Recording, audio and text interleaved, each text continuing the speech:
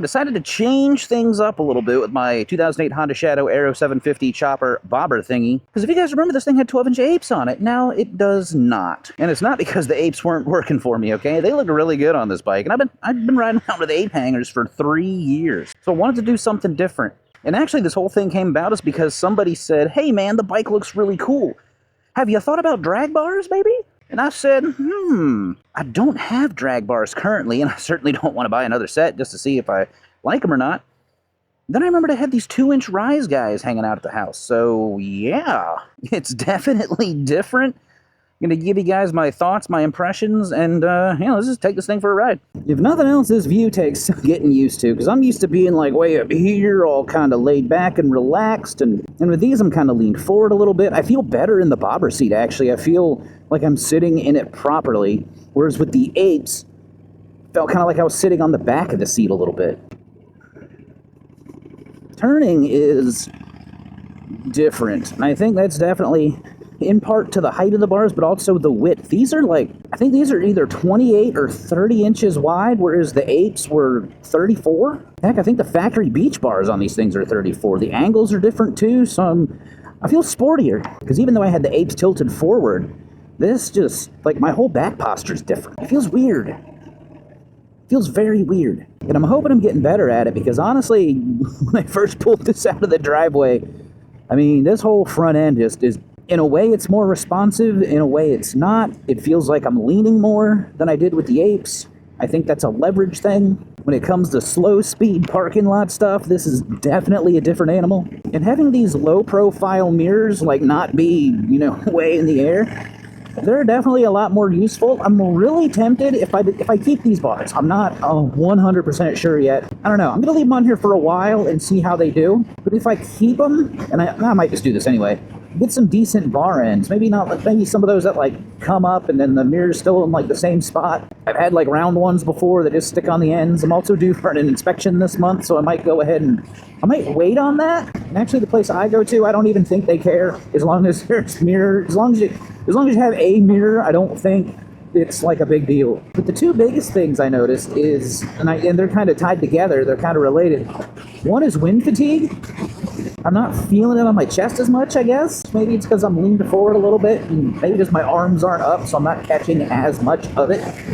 Because when you're kind of up here, you're pretty much just, when you're up here on both sides, you're just kind of catching every bit of breeze, you know what I mean? Which is great for keeping your underarms dry.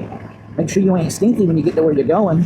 But I also noticed, because my arms aren't up, I'm not catching as much air. My concept of speed is different. My whole perception.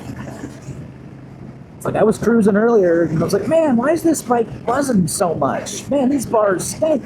I look down, I'm in the higher range in the speedometer. I said, oh, snap, that's not good. That explains it. Which I should have noticed, because now the tack is right here front and center. I was going to stick it just on the left side, but with the curvature of the bar, there's just not enough room. Because if I know what gear I'm in, and I know what RPM I'm going, I know about what speed I'm going. This I don't have to look down as much all the way. It's right there. And I'm still using my +6 clutch cable and my extended brake line, because I didn't want to go through the hassle of swapping everything out unless I was 100% sure. But if nothing else, this is just different. It's just something different, Because sometimes you get bored. You get bored with the bike. What am I going to do to it now? Especially this thing. There's so much done to this bike. It's unreal. Bobbed and chopped and seats and fenders and lighting and cables and handlebars, mirrors, just everything under the sun. Funny thing is, I don't even like working on stuff. That's the secret, is I don't like working on stuff. Because that's annoying. See, but the cornering is completely... it's manageable. But I don't have that same level of confidence.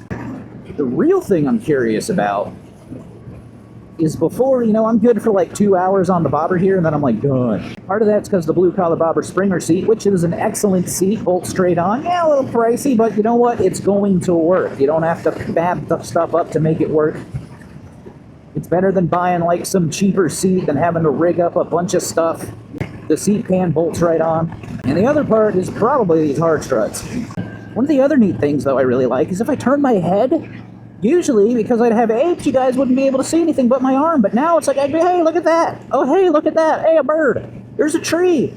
So that's actually kind of nice, because there's been times I've been like, oh, wow, the Hayabusa.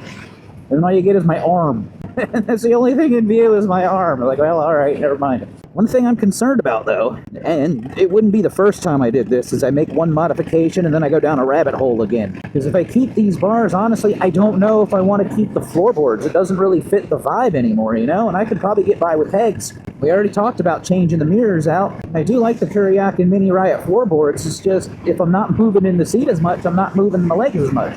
I don't know. We might... I don't know what to do, man. I was kind of hoping I would hate this, and I kind of don't. Mainly because I kind of don't want to reconfigure this bike again. And the fun is making it yours, but I've made it mine, like 3 times already. Right, maybe this would be the 3rd time. I'm still scooching up in the seat a little bit. So I really like the apes.